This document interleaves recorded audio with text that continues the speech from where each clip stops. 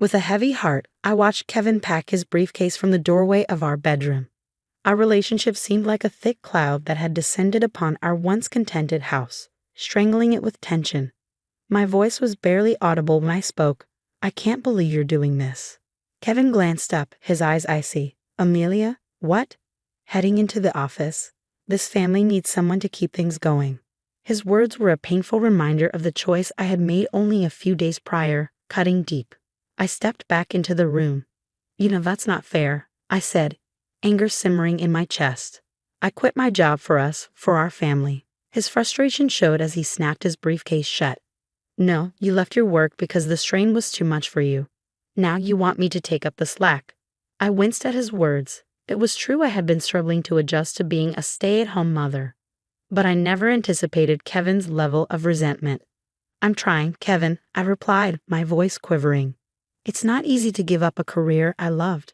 He sighed heavily, running a hand through his hair. "I'm not looking for a fight. We have some serious things to discuss tonight." The sound of little feet padding down the hallway interrupted us. Harriet, clutching her teddy bear with her golden locks ruffled, appeared in the doorway. "Mommy, Daddy, why are you fighting?" I knelt to her level and forced a smile. "Dear, we're not fighting.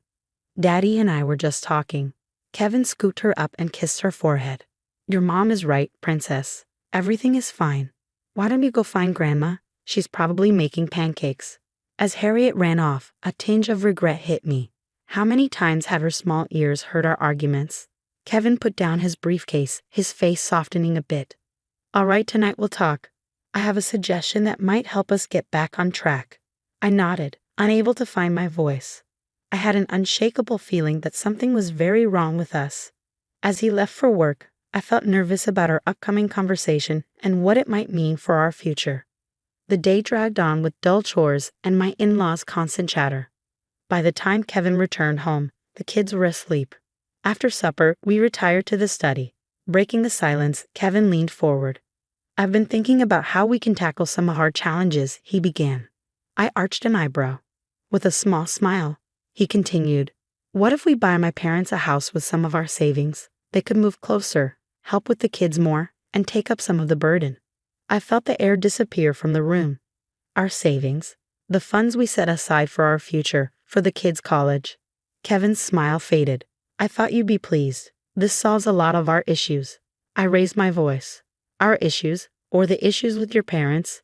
Kevin stood up, frustration evident. "Why do you make things so hard? It's the best course of action for our family."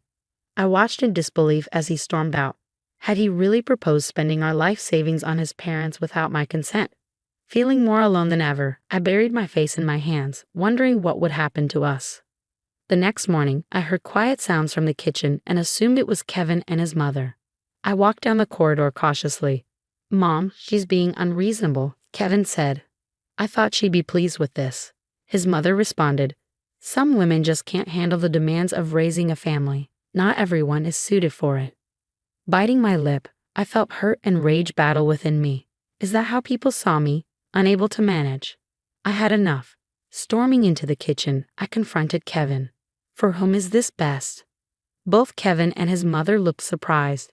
His mother quickly put on a smile. "Good morning, dear. How was your night?" Ignoring her, I focused on Kevin. "Were you going to discuss this with me at all?" Kevin looked embarrassed. "Amelia, it's not like that. We were just talking. Talking about making big financial decisions without me. About our future and our children's." His mother tried to mediate. "Let's not get too fired up. I'll take the kids to the park so you two can talk." She called for Harriet and Jason and left quickly. A sharp stillness settled between Kevin and me when the front door closed. "You cannot continue doing this," I murmured. "You cannot exclude me from decisions that impact our family." Kevin sighed, running his fingers through his hair. "Amelia, I'm not excluding you. I'm looking for solutions." "Kevin, you've been distant," I snapped. "You persuaded me to quit my job, saying I needed to focus on the family." He reached for me, but I pulled away. "That's not true. I thought this would help. My parents could assist with the kids. You'd get more support." "More support?" I laughed bitterly. "Your father barely acknowledges me, and your mother can hardly hide her disdain." Kevin's face hardened. "That's unfair. They've been supportive since you left work. Supportive?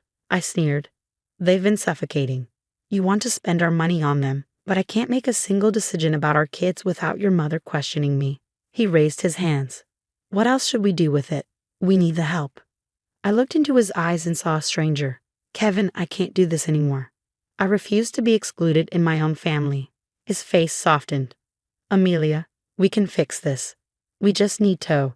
He was interrupted by the sound of the front door opening and the children's excited chatter. Daddy, Mommy, Harriet yelled, look what we found at the park. I forced a smile as our daughter ran into the kitchen, holding a shiny pebble. However, I saw Kevin's mother's rough glance above Harriet's head. She was certain that she had won this round. Silently, I vowed as I bent to gaze at Harriet's treasure, this wasn't the end. I wouldn't let them drive me away from my own family. Something needed to change quickly. Staring at the laptop screen in front of me, I sat at the kitchen table, seeing glimmers of the life I had left behind in each email and message that scrolled by. My fingers ached to write a resume so I could return to practicing law, where I had once been quite successful. The sound of Kevin's car driving into the driveway brought me back to reality. Quickly, I shut off the laptop, guilt washing over me. How did I get here? Hadn't I promised my family this? When Kevin saw me, his face lit up. There you are. Hello. How about we take the kids out to supper tonight? What do you think? I faked a laugh. That sounds fantastic. Where are the children? Mom took them to the mall. She mentioned something about new school clothes, he replied. My lips twisted into a forced smile. Did she? I thought we decided to do that together this weekend. Kevin shrugged, seemingly oblivious to my dismay. Mom offered, and I thought you'd appreciate a break. A break? As if I needed to get away from my own children. I swallowed my hurt, trying not to cry. Kevin, we need to talk about your parents, about this whole situation. His shoulders stiffened, and he groaned. Not this again, Amelia. I thought we were past this. Past me making decisions for our family? I got up, my anger boiling over. Kevin, you can't just keep making decisions on your own, especially not about our savings. He narrowed his eyes. What's that supposed to mean? I took a deep breath. Earlier, I heard you on the phone. You were talking to a real estate agent, right? Kevin looked surprised and flushed. It was just a preliminary discussion. I was gathering information. Without speaking to me first, I concluded for him. He raked a hand through his hair, frustration evident. Amelia, what do you want from me? I'm trying to act in our family's best interests. Our family, I emphasized, not the one your parents envision. Kevin, me, and the children. My parents are part of our family too. Why can't you see that? He fired back. Something inside me snapped. Because they're taking over. Your father ignores me at family dinners, and your mother constantly criticizes my parenting. And you let it happen. Kevin's face grew stern. That's unfair. They just want to help. Help? I laughed bitterly. Is that what you call it when your mother insults my parenting and your father avoids me? Kevin, am I wrong? When was the last time your parents weren't involved in a decision we made together? He opened his mouth, then closed it again, unable to respond. That's what I thought, I said, feeling my strength waning. Kevin, I can't keep living like this. There has to be a change. For a moment, I saw a glimmer of the thoughtful, kind man I had married. But then his face closed off again. You're right, something does have to change. You need to accept that this is our life now, Amelia. My parents are here to stay. We'll all be happier if you embrace that sooner rather than later. Shock and sadness filled me as I looked at him. Was this really the state of our marriage? The sound of the front door opening and the eager chatter of our kids was followed by Kevin's mother's voice. We're back. Wait until you see what we bought. Kevin turned to greet his mother and the children, giving me a look that clearly indicated our discussion was over. As I stood there, a horrifying realization overwhelmed me.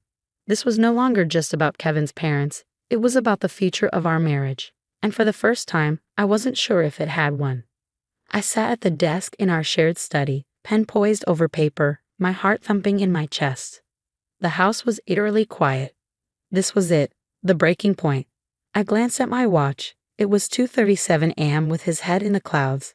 Kevin had no idea our world was about to change.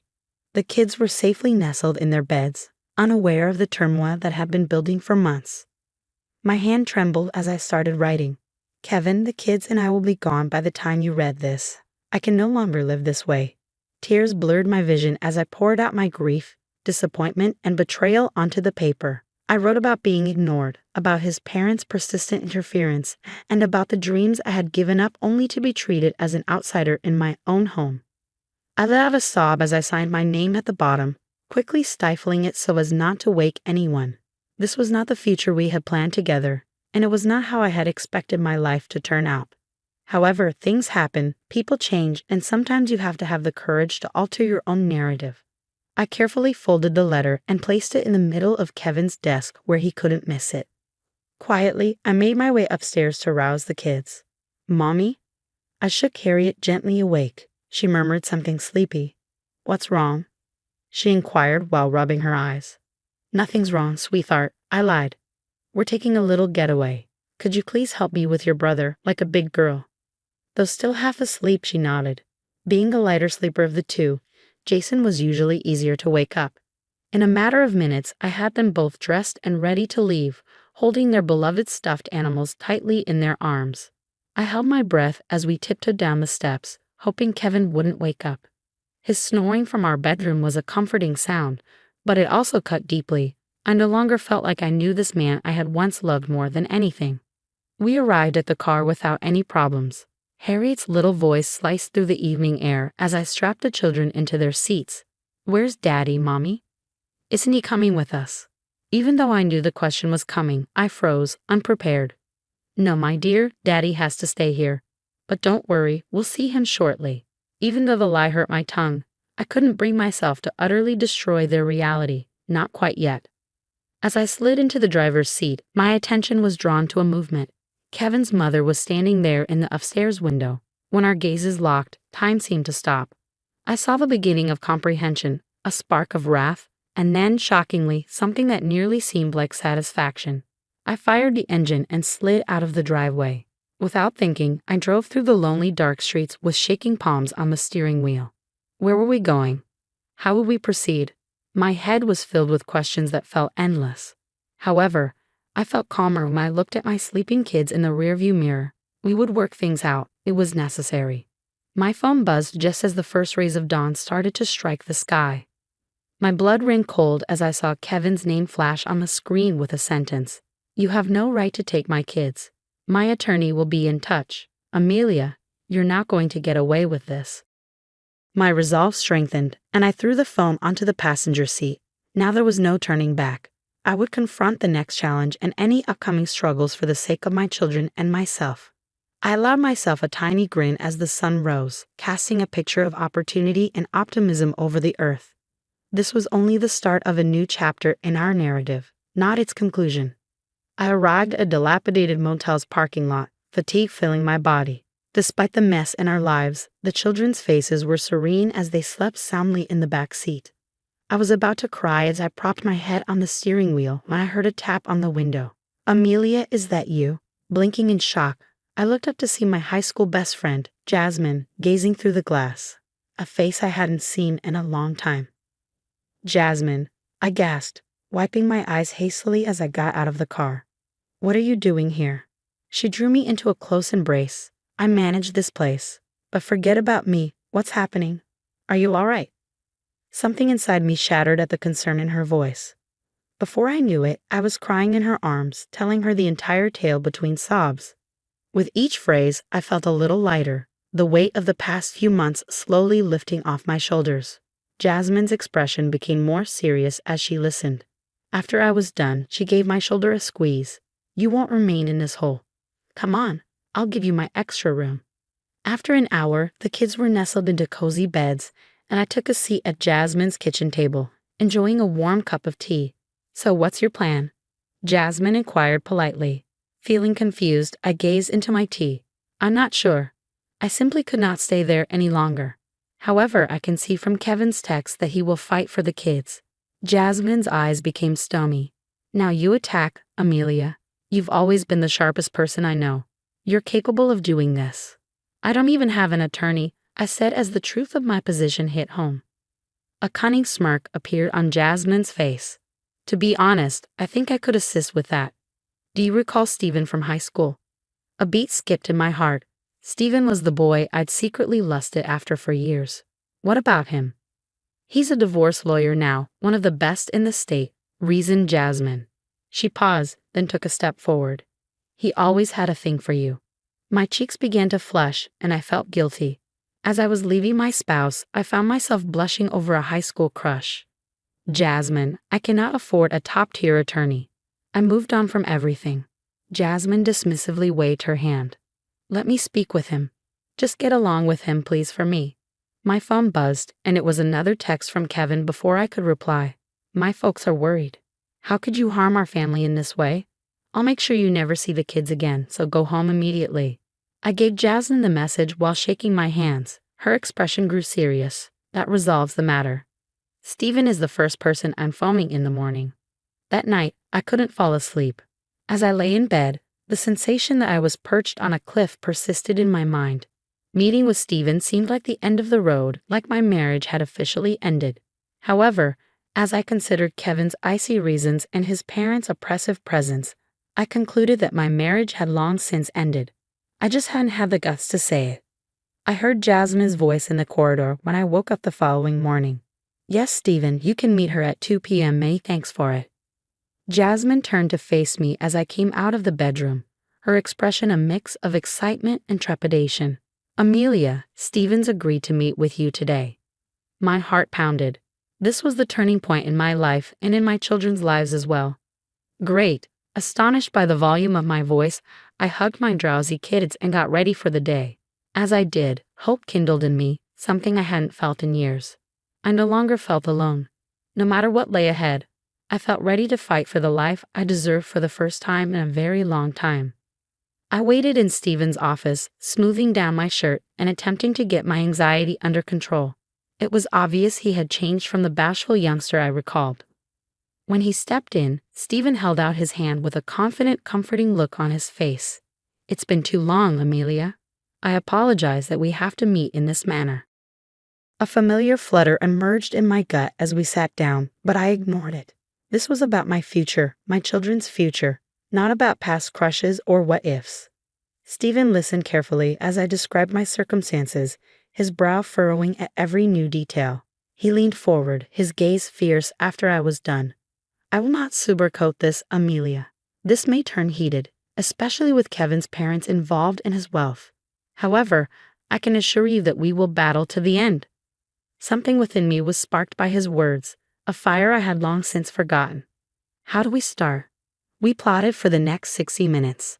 As Stephen described our strategy, I sensed the return of my previous legal feelings. We began discussing the details when my phone beeped. I quickly looked at the screen. It's Kevin. I have to take this.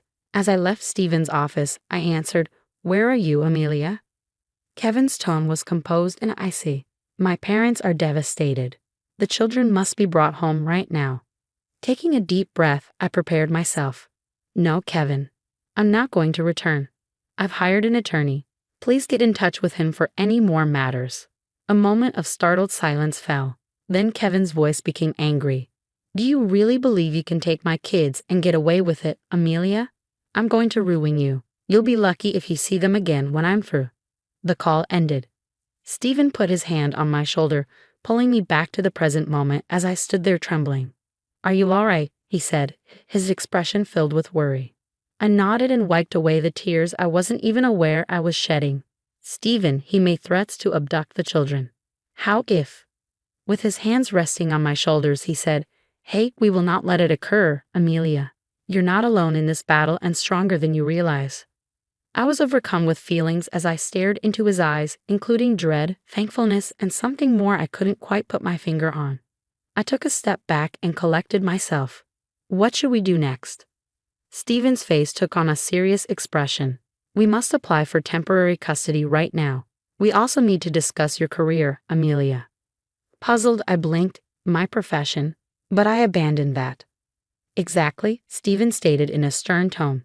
And in court, that will be used against us. We must demonstrate your ability to care for the kids independently. It struck me like a stone. I had sacrificed everything for my family, and now I could lose my kids because of that one sacrifice alone. With uncertainty beginning to seep in, I said, I don't know if I can go back. Stephen grew more determined. Amelia, I knew in high school that you were a determined individual who could accomplish anything. You only need to locate her again since that woman is still there. That day, when I walked out of Stephen's office, my head was spinning. Rebuilding my profession, fighting Kevin and his parents, and attempting to keep my kids safe felt like an impossible task. But I felt a glimpse of optimism for the first time in years. Harriet's big eyes met mine as I tucked her and Jason into bed that evening. When are we going home, Mama? My heart tightened. Oh, my dear, I replied, drawing her near. We're at home now. Our home is wherever we are when we are together. I vowed in silence as I held my daughter. I would build us a new home, one that was free of love, respect, and hardship. No matter how long it took or how fierce the battle was, I was prepared for the difficult path ahead. The old Amelia was coming to her senses and ready to reclaim her life. In front of me stood the courtroom, a rising reminder of the conflict I was going to engage in. Grasping my suitcase firmly, I attempted to calm my anxiety. Our interim custody court was today, and I knew that Kevin and his parents would make a big deal out of it. Stephen touched my shoulder with a kind hand. You can succeed, Amelia. Keep in mind all we've planned. I nodded, and as we stepped into the building, I inhaled deeply. I saw Kevin, his parents, and their attorney huddled together. My fury boiled at my mother-in-law's nasty expression. When the hearing started, I watched in growing terror as Kevin's attorney presented me as an unstable, careless mother who had deserted her family on a whim. They brought up my choice to resign from my position, misrepresenting it as proof that I couldn't support the kids. Stephen expertly made our case when it was our turn, emphasizing my years of successful legal profession and commitment to my kids. However, I noticed the judge's doubtful look. Uncertainty tore at me. Had I committed a grave error? I noticed Kevin's mother talking loudly in the hallway during our recess break. Naturally, as soon as we gain custody, we'll be moving in to help with the kids instead of some unstable mother who can't decide what she wants out of life. They need a secure environment. A part of me broke. I marched up to her before I had a chance to consider. How could you? I growled. From the beginning, you have been attempting to push me away.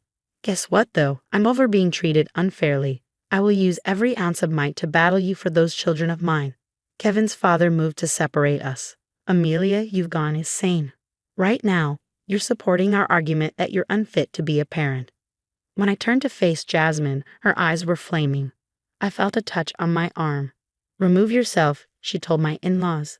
You are no longer allowed to harass her. Stephen showed up as a gathering formed, and he gently drew me away.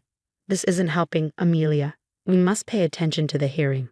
However, the harm had already been done.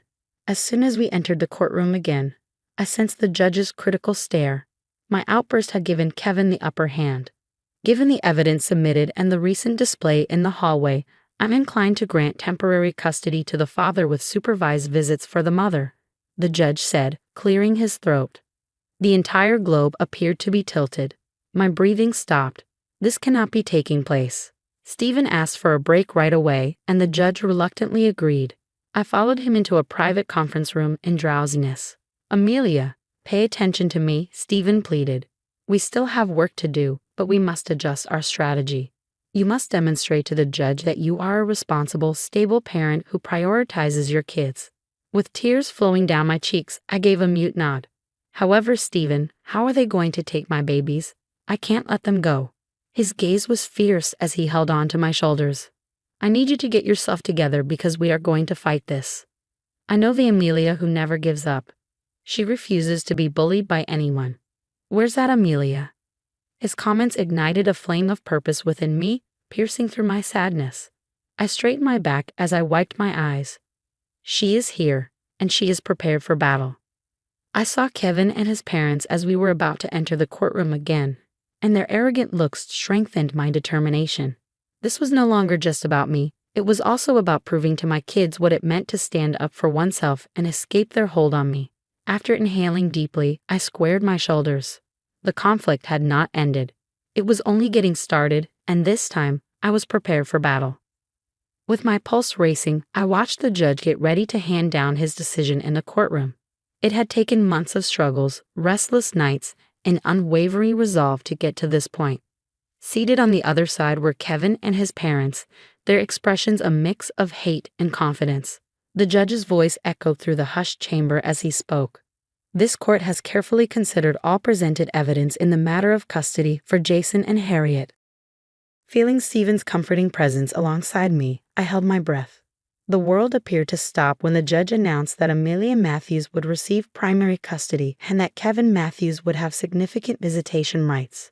As the court proceeded to go over the specifics of the custody agreement, I could only concentrate on a tremendous sensation of relief and vindication that rushed over me. I heard Kevin's mother gasp and saw Kevin's face crumple in shock.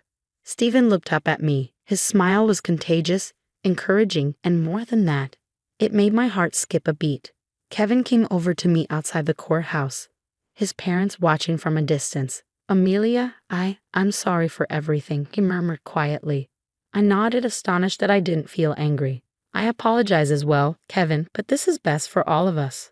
I felt a weight lift off my shoulders as they left. Not only had I prevailed in a custody dispute, but I also won my independence. Jasmine came running up and gave me a bear hug. "You succeeded, girl. I knew you could." I laughed so hard that happy tears ran down my cheeks. "Jasmine, without you, I could not have succeeded. You gave me hope when I had none that night at the hotel, and you rescued me." She gave my hand a squeeze. "That is the purpose of friends. Go now and enjoy the occasion with your children and perhaps a specific attractive lawyer." I looked at Stephen, who was putting his briefcase away, and his face flushed. My gut gave me that recognizable flutter as our eyes locked. After a happy reunion with Harriet and Jason later that evening, I sat on Jasmine's porch and watched the sunset. Stephen came over to join me, holding 2 glasses of wine. He handed me a glass and said, "To new beginnings." I grinned and gently tapped my glass against his. "Towards fresh starts." Stephen finally said something after a little period of comfortable silence. "You know, Amelia, from what I've seen these past few months, you're amazing. I can see that you've changed from that first day when you came into my office because of the way you battled for yourself and your kids." I nodded, a wave of pride rising within me. "I'm not. I just discovered aspects of myself I had assumed were lost forever." Stephen reached out to touch me, and his touch ignited something within me. "Maybe we could grab dinner sometime, just the 2 of us, now that the dust has settled." I saw warmth, adoration, and the potential for more as I gazed into his eyes. I paused for a second, old worries threatening to come back, but then I remembered all that I had accomplished and all that I had conquered. "Yes, please," I murmured quietly. I thought back on my journey, including the hardships, times of hopelessness, and agony that have led me here. As the last of the sunshine illuminated the sky in dazzling hues, I realized this was where they had all led. I had regained my strength, my freedom, and a network of support I never realized I needed. Even though the future was still unknown, I felt optimistic about it for the first time in a long time. I still had my independence, my kids, and maybe a future worth of love ahead of me. This wasn't simply the end, this was only the beginning. As I savored my wine and felt Stephen's warm hand in mine, I understood that this was my start, and I was prepared to enjoy every second of it.